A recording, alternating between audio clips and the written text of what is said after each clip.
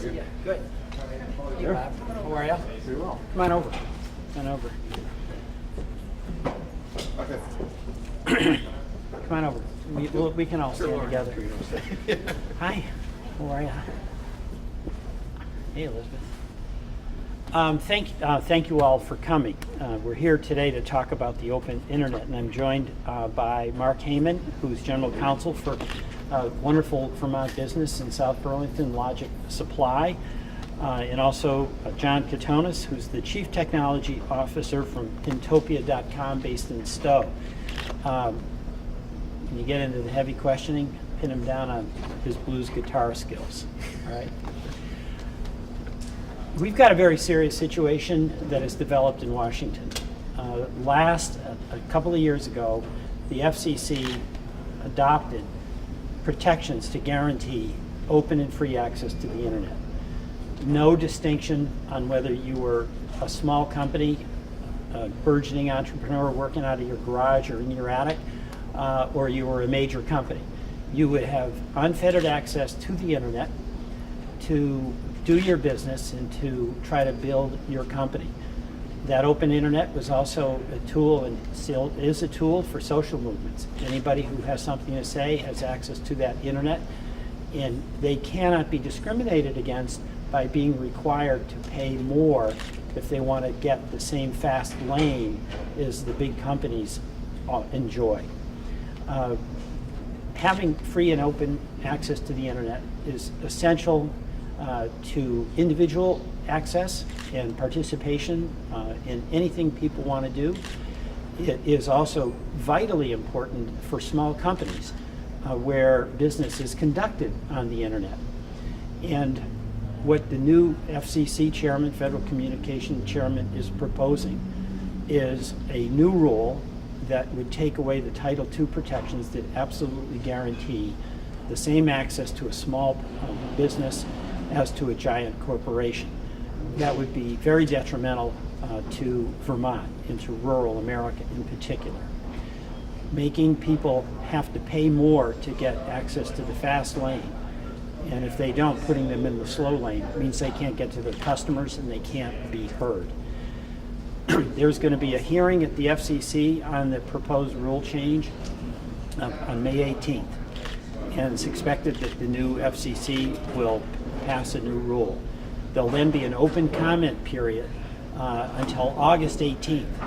And the last time the FCC was taking comment when they were considering changes in the open internet rule, over 4 million Americans weighed in, and it made a huge difference. It had an impact. And those comments, I believe, were very instrumental in President Obama supporting Title II protection for the internet.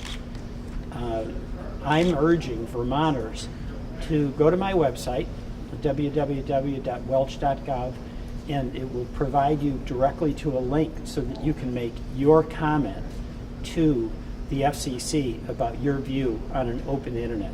This is very important to Vermont, to Vermonters, and to Vermont businesses.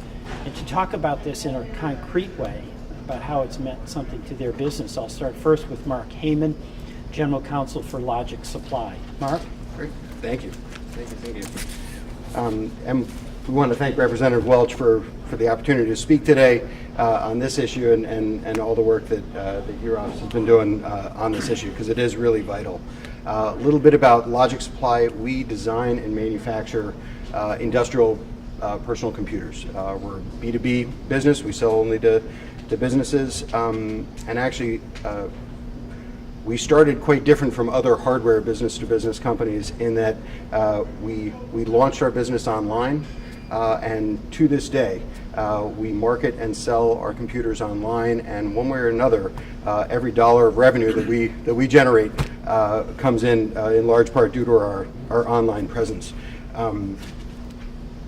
We're about 14 years old. We started in 2003, and when we launched the company, we knew that our customers needed a different way to find and configure the computer systems we needed, and ultimately the internet was the highway for us to launch the business and to get to those customers, and we've been really successful. We now have about 85 employees and counting, still growing here in Vermont. We have about 100 worldwide. We have offices in the Netherlands and Taiwan. And our success wouldn't have been possible without sort of open and fair, those are two of our core values, but really open and fair access to the internet. And we spoke a few years ago when the Title II policy was being debated, and like Representative Welch just said, we really urge all Vermonters and anybody who's listening to this to really chime in favor of retaining the Title II policies that are so critical. If we end up with fast lanes, not just Logic Supply will certainly be impacted. Other businesses are going to be impacted, but it will have a dramatic effect on the ability of startups to really to engage, to grow market. We are the only industrial PC company located here in Vermont, and that's really only most of our competitors are global or in other countries or other parts of the area, and we're only able to be successful here in the area we wanted to live, really, because of access to the internet in large part. And so we really urge everybody to retain the current policy that we have in place. To revert back would really do damage, and frankly, we don't want to see people be given an advantage that doesn't have anything to do with the value of their products and their services. We are all in favor of good competition amongst different businesses, but so long as we all play on a level playing field, and that's what we feel is really at stake here. And so again, thank you so much for the opportunity to chime in, and again, I urge folks to visit the website and chime in. Let your voices be heard. Thank you, Mark. Stay up. And John Kitonis from Intopia. And Intopia was started, tell me, 17 years ago in Stowe. And if it books reservations for major resorts all around the country. John, thank you. We're glad to have your business. We're glad to have Intopia in Vermont. We're glad to be here, absolutely. So I just want to say thank you as well, and thank you for the work that you're doing. This is a really important issue. A little bit more about Intopia. Intopia is 17 odd years old, was started in Stowe, Vermont as a way to do online bookings for ski resorts, and it has grown over that time to a company that doesn't just do online booking for ski resorts, but also does marketing for those ski resorts. And so there's all kinds of work that's happening with sharing of data between the resorts themselves and marketing platforms, doing aggregated reporting to try to help resorts maximize their profitability, maximize yield, see how they're doing in geographic regions where they're competing with other resorts, all in a way that protects individual data but lets them use the power of the internet and the power of that shared data to understand how to run their business better. We couldn't operate without a free and fair internet. It's strictly the thing that, it's basically the platform that everything we do runs on top of. And so without free access, what's going to happen is software companies like us who can't afford to compete with giant software companies will get pushed into those slow lanes, and we won't be able to continue the growth path that we've had. And Intopia over the last about 5 years has grown on an average 30 to 40% a year. We now have about 45 employees in the state of Vermont. We have about 100 employees in the country. We have 2 offices in Colorado, 2 offices in Vermont, and an office in Portland, Maine, and we're continuing to expand. And the other point that I think is really critical for us to make specifically about software companies, but hardware too, innovation comes from the ability to try new things in a free and fair marketplace. And if the big software companies of the world, hardware companies of the world, are buying up all of the so-called fast lanes, then we won't be able to spend that money on innovation. And those companies aren't going to spend that money on innovation either. They're going to spend it on buying those fast lanes, and what's going to come out is going to be not the best product, not the best security, not the greatest and latest innovations. So we're going to be left with a lower grade suite of products across both software and hardware because we're paying for access to play the game. And that's really the thing that I think is the most critical and why this is so important that we keep net neutrality the way it is. Great. Thank you. Before we take questions, my website for people who want to make a comment to the FCC is www.welch.house.gov. Thank you. Any questions? Come on over, you guys. Any comment on the Washington Post report suggesting that Donald Trump may have shared classified information with Russian officials during a White House meeting? Well, it's pretty stupid. We ought to keep our secret secret. Do you believe that the president has committed an impeachable act or acts On that, on that and on the firing of Comey? he's got the legal authority. I think it's a judgment issue. He's got the legal authority to fire the FBI director, but is it a good move that creates enormous instability? So in terms of his legal authority, it's pretty clear he has it. He also has legal authority to disclose information that the rest of us wouldn't have, but it's a judgment issue. So you don't believe that he was possibly obstructing justice by firing Comey? Well, I'm totally in support. Again, we're now boarding all roads and all zones for Delta Flight 4084 with services in New York LaGuardia Airport. Please proceed to gate number 13 for the on-time departure of your aircraft. Facing passenger right, Tucker right, and passenger Nichols, Ashley Nichols. Please proceed to gate number 13 for the on-time departure of your aircraft. I hope you get all this. Right? The president has the authority to fire the FBI director. The president does not have the authority to obstruct justice. And it's why I am a strong supporter and on legislation to have an independent review outside of the political process of Congress as to what the facts are. Was there an obstruction of justice issue? I would support an independent commission or a special prosecutor, because we do have to follow the facts and get to the bottom of what that motivation was. So at this point you're saying I support an independent investigation, Yes. but you're not supportive of, say, filing articles of impeachment now? Well, we got to get the facts. And in fact, I think if we have a special investigator or an independent commission and it's not embroiled in the political process, we have a much better chance to find out, in fact, what happened. Obstruction of justice, no president has the authority to get away with. And we should get to the bottom of what was at the heart of that move to fire Director Comey. Should the Congress subpoena the White House for alleged recordings? We should get the Taking recordings. Congress should get the recordings, absolutely. If they exist, other than in the tweet.